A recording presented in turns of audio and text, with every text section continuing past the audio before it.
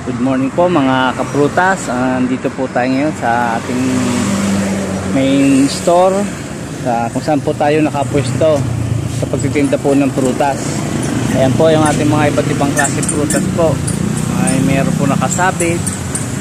Ayan po yung mga nakasabit po natin, mga iba't ibang klase prutas po, hanggang iba't imported hanggang sa local. And meron din naman tayo mga nasa baba yan, naka-display, nakapatas-patas. Meron din po mga imported at local hoodie yan. Yan po, dala na po lahat mga kaprutas. Dahil po wala po tayo ngayong harvest sa farm, walang kalakal, dito po muna tayo sa tindahan. Papakita ko po muna sa inyo yung mga sari-sari namin paninda. Yan, may mga suka, alamang din ho yan.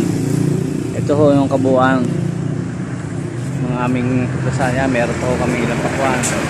Senyorita Yan ang aking magiting na anak, magaling mo mag-baseball. Mga kapatid, ikot po kayo dito sa aming munting tindahan. Yan po.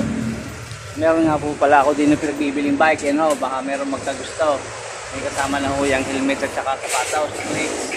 For sale ho yan, RB bike. Yan po mga kaprutas. At yun nga po, dahil wala akong kalakal, nagpagawa ho kami din ng counting mapapahingahan. Kaya dito kami tutulog, dito lang sa loob na rin. May kulambo dahil sa sobra ho din lamok. At yun nga po, nagpaayos ho din ng konti ho namin mapapahingahan naming mag-anak. Libre ho rin magkagawa kung sino naman ho yung mga gusto magpagawa yan.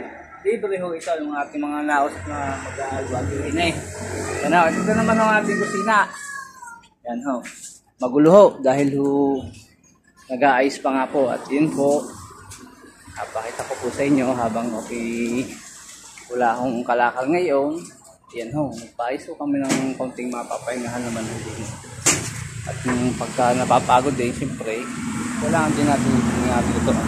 Yun po lang ho mga kaprutas, at abangan nyo po ulit ang aming pagbablog at ang aming pangalakal. Ito diba sa mga prutas.